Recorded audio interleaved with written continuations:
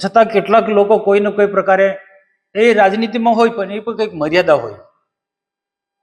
એને રાજનીતિમાં બધું જ હોઈ શકે છે, વિરોધ પક્ષ તરીકે ટીકા ટિપ્પણી બધું કરવાનું એને અધિકાર છે.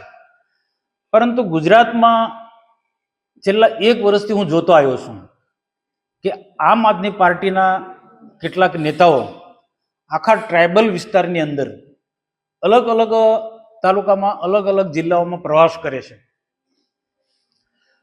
અને આખા ગુજરાતમાં એમની એક ટીમ વ્યાપેલી છે, તાલુકે તાલુકે જિલ્લે જિલ્લે આમ આદમી પાર્ટીના.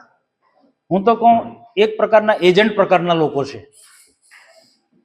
આ લોકો આમ આદમી પાર્ટીના નેતાઓને કયા તાલુકામાં કયા જિલ્લામાં વિકાસના કામોમાં કંઈક ને કંઈક નાની મોટી ગરબડ થઈ હોય, લાખો રૂપિયાના કામો થવાના હોય તો હું સ્પષ્ટ માનું છું કે થોડી દોડ કંઈક ને કંઈક ક્ષતિ હોય છે. તો એક ક્ષતિ રહી હોય, કંઈક ભૂલ થઈ, કર્મચારી અધિકારી ભૂલ કરીને એની યોગ્ય દિશામાં યોગ્ય રીતના તપાસ માંગવી જોઈએ. પરંતુ આખા ટ્રાઇબલ પોકેટની અંદર, ટ્રાઇબલ બધા જ જિલ્લાની અંદર આવા કોઈક ને કોઈક વિકાસના કામો થયા હોય, એમાં રોડ રસ્તાના હોય કે પછી જંગલ ખાતાને લગતા હોય કે પછી મનરેગાને હોય કે કોઈ પણ પ્રકારના કામો, કેટલાક ઉદ્યોગો આજે ગુજરાતમાં ખૂબ સારી રીતના ચાલે છે અને લાખો લોકોને રોજગારી આપે છે. તો એ ઉદ્યોગો ચાલે, એમાં ઉદ્યોગનો કંઈક ને કંઈક ક્ષતિ રહી હોય, કંઈક હોય, ભૂલ થઈ હોય,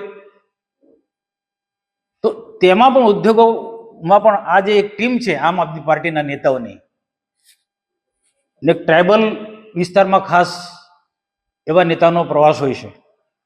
હવે પ્રવાસ કરી ત્યાં સુધી એમને કોઈ વાંધો નથી, પણ સરકાર પર, સરકારના મંત્રીઓ પર, અમારા જેવા નેતાઓ પર ચોર સાવકારને દંડે તે રીતના એમની આખી કાર્ય પદ્ધતિ છે.